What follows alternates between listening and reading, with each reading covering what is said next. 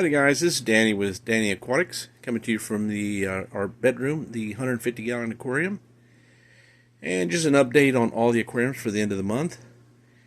And these guys are all doing good. I have 5 silver dollars in this tank. I have 2 bala sharks. And I have these little catfish. I have 4 of them. 2 of the spotted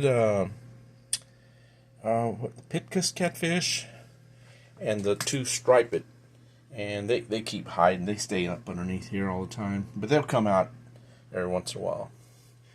And still 2 of the spotted grammies, and then the dwarf grammies that still hangs out in this tank. But other than that, guys, that's about it for this tank. Everybody's doing swell. This is a low maintenance tank. I hardly ever do anything to this tank. But besides just doing a water change every week, I do about a 50% water change every week.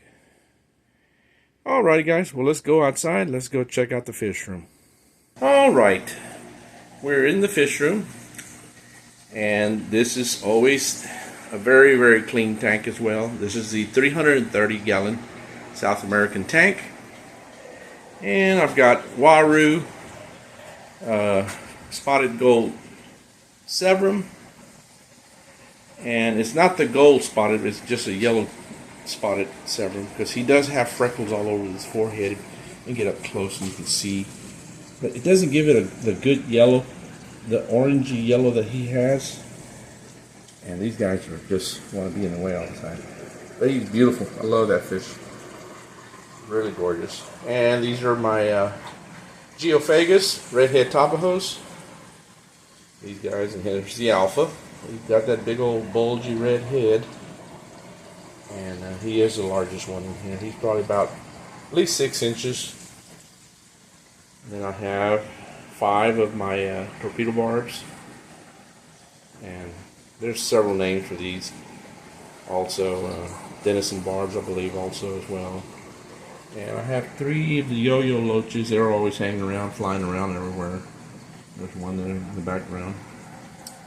But other than that, and I have 2 of these grammies. I always forget the name of these. They're not the 3 spotted. I have a hard time remember what the name of these guys are. It's just a color, and then their name. So, and I have my huge electric blue car. This guy is huge. He's pushing at least 6 inches. He is big and thick. And he's over 2 years old, so he's been around for a while. Alrighty, let me swing over to the other tanks real quick. And here is the 275 African cichlid tank. Mostly haps and peacocks. I'm still debating. I want to try to get rid of all the peacocks and just make it a hap tank, and maybe move the peacocks into the 150-gallon tank that's in the other part of the fish room. So, but all in all, these guys are doing swell as well, so everybody's doing good. I'm going to swing over to the 550-gallon tank and move back here a little bit. I had to use a space heater in here a while back because it got pretty cold in the 20s. But there's so much water in here that stays at 80 degrees. You don't really need too much heat in here because it maintains a really warm room just with so much hot water in here. But these guys are doing swell. This is mostly Central and a few South American tanks. This is the 550-gallon tank. It spans 8 feet across the front. Front to back is, I believe, 36 inches and 39 inches, I believe, deep from top to bottom. So it holds quite a bit of water. But these guys are doing just lovely. Always doing good. And the fry disappeared. There were some fries that were on the wall. The firemouth had, for the 3rd or 4th time already, they keep digging out and they make a big old nest, and they'll do the same thing back here. and they'll hatch a bunch of fry, and next thing you know, they get all eaten up. So they're actually kind of helping me out and feed everybody. And there's my Salvinis, my Nicaraguans. I love those. Those are so pretty. And my Viejas. And I have my arowana. I have only one Severum in here, a turquoise Severum. And my Jack Dempsey.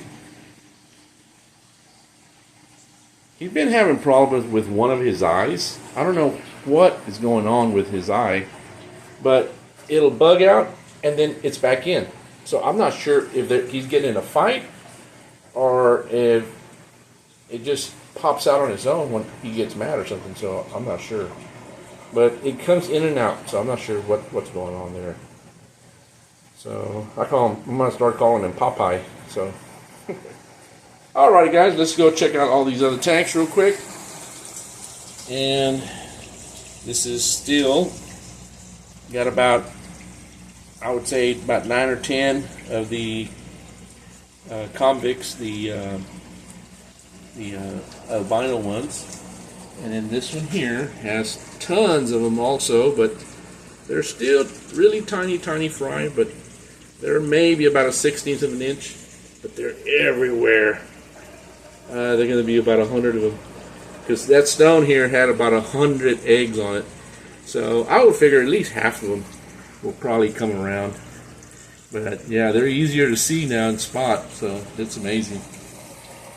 And this one here is my just more tetra tank, some black skirts, and somewhere in there hiding is my tire track eel, and he hasn't grown much, but maybe a ½ inch in the last 3 months. So hopefully he'll start sprouting out and start getting some size to him. But sometimes I've seen him come out of the little cave in there. I put that in there for him. But sometimes he'll get buried in the substrate under those rocks, and he just stays there until it's time to feed. But I think he usually just comes out at night and feeds on what's left along the bottom of the substrate. So, alrighty guys, and these here are the 30-gallon tank with nothing but the larger convicts, the albino ones, and this is a really nice tank. I love these guys. They're so pretty. I love whitefish. So let's move on down here. Let's get in this back part of the tank area. And this is my 65-gallon, nothing but plain and original convicts, the black and white ones. I love these guys too. They're just so pretty. But they will reproduce very quick. And this is my 55-gallon Mbuna tank. These guys are doing swell. They're getting kind of antsy because they're hungry already. It's already around 1:30, so it's time to eat. All right, let's swing over to the newer edition here, the 450-gallon tank, and these guys are just doing lovely as well. So here I have a couple of warus, a leaf African leopard fish, and I have one chocolate cichlid. I have about 5 what are they, bala sharks, and 7 Geophagus finni, and I just can't wait. I know it'll be a few years by the time they get really pretty, but I think they're well worth it. And I got 2 turquoise Severums, 1 yellow Severum, and then 1 gold spotted Severum in here as well. And I'm sure I missed 1 or 2 here somewhere, but other than that, these guys are doing just lovely. The tank is getting a lot clearer. It's really cleared up a lot with the sump. So we just watch the progress and see the difference in about a year's time. See how big these guys will grow. And then I have 1 electric blue car in this tank also. So let's swing over to the 150-gallon tank. And these guys are doing great too. And this is kind of like my spare tank where some of these fish really can't coincide with some of the other African cichlids, so most of them all come in here. Some of the mbunas that I've had to move, there's a few of them in here. They were pretty rough in the 55-gallon tank. And then some of these were mostly female, so I couldn't have them in the all-male tank. Even though I do have 2 females in there that I believe are females, but they're the Malawi hawks.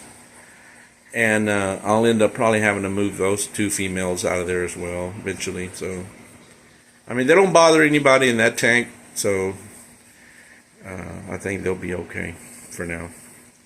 Alrighty, guys, just a quick update on all the tanks, and not too many changes coming up. We've had a lot of stuff with work, and then with the weather down here south, it's just kind of hard to work on any kind of projects when it's 25, 28 degrees outside. We had at least 2 days that were in the 20s, so it was exciting. We even had snow. We had about, I would say, 1 to 2 inches snow here at the house. It was really pretty. The grandkids really enjoyed it. Alrighty, guys. Well, y'all have a wonderful and a blessed day.